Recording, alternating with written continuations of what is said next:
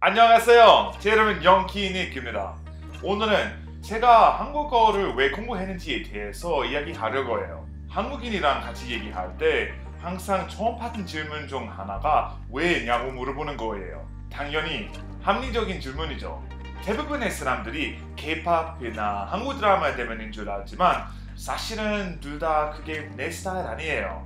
그럼 왜? 어렸을 때부터 비디오 게임과 토요일의 애니메이션 때문에 동아시아에 대한 관심 갖게 됐어요.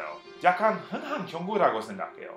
제가 본 애니메이션과 게임도 대부분 일본에서 온 것들이어서 그때부터 동아시아에 대한 관심을 가지기 시작했어요. 시간이 지날수록 인터넷으로 일본의 DVD를 자꾸 주문하는 게 어렵지 않게 됐어요. 그때만 해도 넷플릭스 같은 스트리밍 서비스 유비쿼터스하게 되기 전이라서 추천 영화를 찾기 위해서 비공식 커뮤니티에서 검색하고 나서 다른 온라인 사이트로 주문하곤 했어요. 배송은 보통 일주일 정도 걸렸어요. 그 점에 동아시아의 영화가 영국에서 점점 더 인기가 많아지고 있었어요.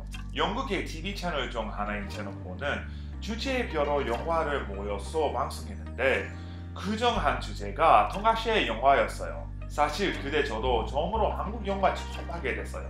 제 기억에 제가 처음 본 한국 영화를 올드보이였어요.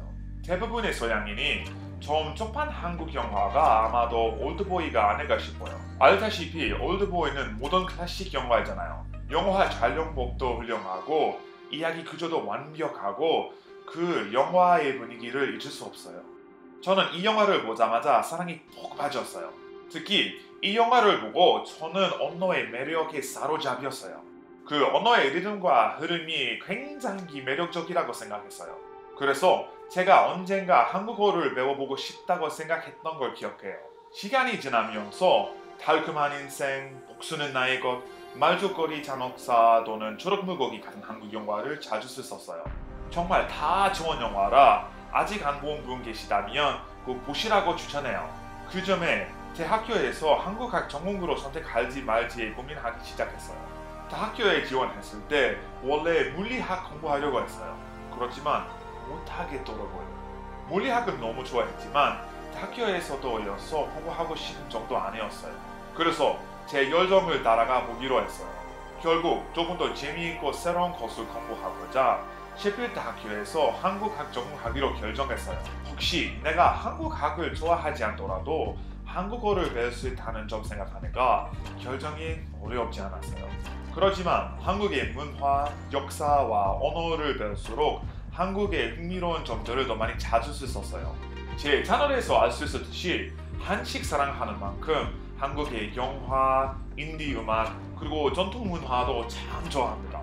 앞으로도 어떤 더 흥미로운 것을 찾게 될지 기대돼요. 와주셔서 감사합니다. 오늘 비디오가 그동안 궁금해 하셨던 질문에 답이 됐기를 바랄게요. 또 궁금한 게 있으면 댓글 좀 남겨주세요. 다음에도 보자. Laters.